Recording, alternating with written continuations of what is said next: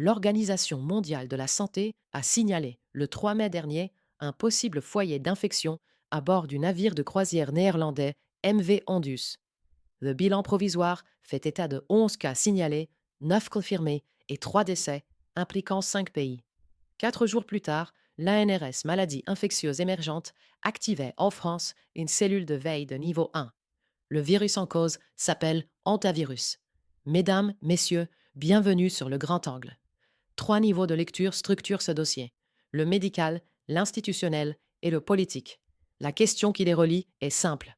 Qui fait quoi? Pourquoi maintenant? Et avec quelles conséquences pour vous? Pour ne pas perdre le fil de ce dossier et des suivants, vous pouvez vous abonner à la chaîne. Vous serez alors averti de chaque nouvelle publication. À l'issue de cette vidéo, vous disposerez d'une cartographie complète du dossier hantavirus tel qu'il se présente en ce mois de mai 2026. L'hantavirus n'est pas un virus nouveau. Il appartient à une famille connue de longue date et fait l'objet d'une surveillance scientifique régulière. C'est une zoonose, c'est-à-dire une maladie transmise des animaux à l'homme. Les hôtes principaux sont les rongeurs sauvages, rats, souris et campagnols. La transmission à l'homme se fait par inhalation d'aérosols issus de leur déjection, qu'il s'agisse de l'urine, de la salive ou des excréments. Sur le plan clinique, 2 tableaux distincts coexistent selon les continents. En Europe, le virus provoque principalement des fièvres hémorragiques avec syndrome rénal. Aux Amériques, il est associé à des syndromes cardiopulmonaires plus sévères. L'incubation moyenne est de 15 jours, avec des extrêmes pouvant aller d'1 à 6 semaines. Les premiers symptômes ressemblent à ceux d'une grippe banale, fièvre et fatigue. Les chiffres disponibles permettent de mesurer la prévalence réelle de la maladie. En France métropolitaine, le Centre national de référence des hantavirus a recensé 19 cas confirmés entre janvier et mars 2026. Ces cas sont liés à la souche Pumala, qui circule essentiellement dans le quart nord-est du territoire. Pour l'année 2025, 8 pays américains ont signalé 229 cas confirmés du syndrome cardiopulmonaire et 59 décès. À titre de comparaison, aux États-Unis, un citoyen a 3 fois plus de chances de mourir frappé par la foudre que de mourir de l'hantavirus, sur la base d'une moyenne de 10 décès annuels pour ce virus, contre 30 pour la foudre. L'hantavirus est un virus à ARN segmenté, composé de 3 segments désignés S, M et L. Cette structure lui confère une grande capacité évolutive par réassemblage, comparable à celle du virus de la grippe. Son taux de mutation est environ 100 fois plus élevé que celui des virus à ADN. La transmission interhumaine est jugée inexistante en Europe par le ministère de la Santé. La Fondation Cherche Médicale précise toutefois qu'elle est rare, mais possible pour certaines souches américaines, en particulier la souche Andes. Le dossier mobilise plusieurs acteurs aux intérêts distincts. L'Organisation mondiale de la santé occupe la première position. Son directeur, Tedros Adhanom Ghebreyesus, plaide pour l'universalité de la sécurité sanitaire et présente cette alerte comme une leçon pour le monde. Les intérêts de l'organisation sont liés au renflouement de ses caisses et à l'adoption du futur règlement sanitaire international. En France, 2 structures scientifiques assurent la veille. L'ANRS Maladies infectieuses émergentes a activé, le 7 mai dernier, une cellule de niveau 1 pour organiser la collecte de données. Le Centre national de référence des hantavirus centralise les diagnostics confirmés. Ces 2 structures adoptent une posture de surveillance prudente, sans volet médiatique amplifié. Le ministère de la Santé est représenté par Geneviève Darrieussecq. Elle communique sur la mise en place de mesures et rassure le public quant à l'absence de circulation diffuse du virus en France. Sa ligne consiste à valider la coordination internationale tout en réservant la décision opérationnelle au cadre national. L'industrie pharmaceutique entre dans le jeu par le biais de la firme Moderna. Son action a bondi à la suite de l'annonce de prototypes vaccinaux à ARN messager déjà prêts pour l'hantavirus. Cette réactivité s'inscrit dans le modèle des plateformes vaccinales, conçues pour être déployées en 100 jours, par externalisation de la recherche publique vers le secteur privé. La coordination internationale est assurée par le CPI, dont les financements proviennent largement de fondations privées. Parmi elles, la fondation Bill et Melinda Gates, le Wellcome Trust et la fondation Rockefeller. Face à ce bloc, plusieurs voix scientifiques expriment une lecture différente. Le professeur Didier Raoult dénonce la panique médiatique, souligne l'efficacité potentielle de la chloroquine sur ce type de virus et critique ce qu'il appelle la science fiat, Le docteur Martin Zizi, ancien directeur épidémiologique de la défense belge et conseiller à l'ONU pour le désarmement biologique, qualifie l'antivirus de non-problème de santé publique. Il rappelle, chiffres à l'appui, la rareté des cas et l'absence de preuves de gain de fonction. Louis Fauché analyse l'événement comme une opération psychologique qu'il qualifie de serious game à destination des investisseurs. Un absent attendu mérite d'être mentionné.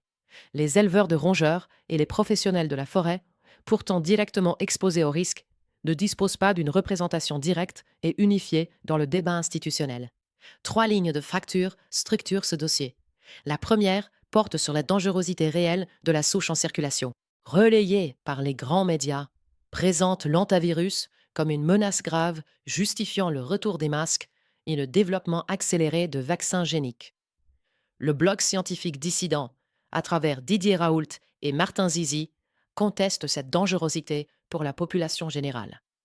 Selon ces voix, il s'agit d'une pathologie sporadique, professionnelle et facilement traitable par des molécules anciennes comme la ribavirine ou l'hydroxychloroquine, à des doses comprises entre 400 et 600 mg. Le mécanisme biologique est documenté. Ces bases faibles modifient l'acidité de la vacuole cellulaire et bloquent la libération du génome viral. Sur la létalité, Agnès Buzyn avance une mortalité de 30 à 50% en cas d'infection et affirme que le virus a pu devenir plus dangereux et plus contagieux. Martin Zizi soutient à l'inverse que les séquences génétiques disponibles montrent des mutations ponctuelles normales sans trace de gain de fonction. La deuxième ligne de fracture porte sur la quarantaine. Tedros Adhanom Ghebreyesus a qualifié de cruel et inhumain le maintien des passagers à bord du MV Hondius, plaidant pour leur débarquement et leur rapatriement. Martin Zizi souligne que cette décision permet précisément de disséminer le virus à travers le monde et de feuilletoniser l'événement médiatiquement. La comparaison avec le Diamond Princess lors de la crise du Covid est éclairante. À l'époque, le maintien en quarantaine avait été imposé malgré les risques internes liés à l'air conditionné. Le renversement de doctrine en 6 ans est posé. Au quai de débarquement du MV Hondius, les équipes de secours en scaphandre de protection intégrale manipulent des civières, tandis qu'à quelques mètres, des policiers et des chauffeurs de bus observent la scène en bras de chemise. La troisième ligne de fracture concerne le glissement du médical vers le politique. Selon Martin Zizi, les critiques de définition d'une épidémie ont été modifiées en 2017. La notion de gravité médicale a été retirée des critères et seule subsiste désormais une équation logistique fondée sur le nombre de lits disponibles. La conséquence est directe. La décision de déclarer un état d'urgence devient une prérogative politique pure, déconnectée de la réalité clinique. Une mécanique financière complète le tableau. Le CPI, Coordination internationale sur fonds privés, vise à déployer des vaccins en moins de 100 jours, par externalisation de la recherche publique vers le secteur privé. L'alerte sanitaire devient alors un investissement rentable, où l'argent public finance la découverte des pathogènes mis ensuite à disposition de firmes privées pour la production vaccinale. Reprenons la question centrale. Qui fait quoi? Pourquoi maintenant? Et avec quelles conséquences pour vous? Ce dossier produit des effets concrets sur le quotidien et les finances publiques. Le premier concerne le gaspillage budgétaire dans la gestion sanitaire récente. Didier Raoult rappelle un chiffre que peu de médias relaient. L'État français a jeté à la poubelle pour 135 millions d'euros de Paxlovid, médicament dont l'efficacité a été remise en cause. Dans le même mouvement, des outils de diagnostic de proximité, dits point of care, ont été démantelés. Ces dispositifs auraient permis de gérer une alerte localisée sans déclencher de panique nationale. Le deuxième effet concerne la confiance envers les institutions. La promesse de financements internationaux annoncée par l'exécutif sans base légale strictement validée par le principe d'annualité budgétaire alimente l'impression d'un simulacre. Le citoyen est confronté à des engagements de plusieurs milliards d'euros dont l'origine et la traçabilité demeurent floues. Le troisième effet est plus directement politique. La mémoire récente du confinement et de l'usage qui en a été fait pour mettre fin à des mouvements de contestation sociale reste vive. La perspective d'un retour des plages dynamiques ou des rayons culottes fermés, formule désormais entrée dans le vocabulaire, illustre une dérive possible. La gestion sanitaire peut servir de cadre à une réduction des libertés publiques, indépendamment de la dangerosité réelle du pathogène. Pour la tranche des 50 à 65 ans, qui a vu se construire la sécurité sociale et contribuer à son financement pendant 4 décennies, l'enjeu est aussi celui de l'épargne et de la continuité des services publics.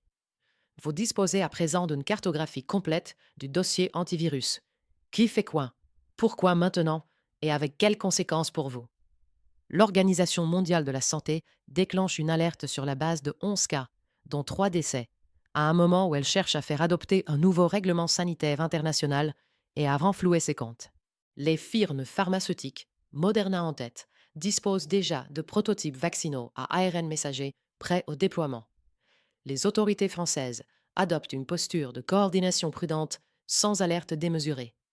Plusieurs scientifiques expérimentés, parmi lesquels le docteur Martin Zizi, le professeur Didier Raoult et Louis Fouché, contestent la dangerosité réelle de la souche pour la population générale et soulignent l'existence de traitements anciens efficaces.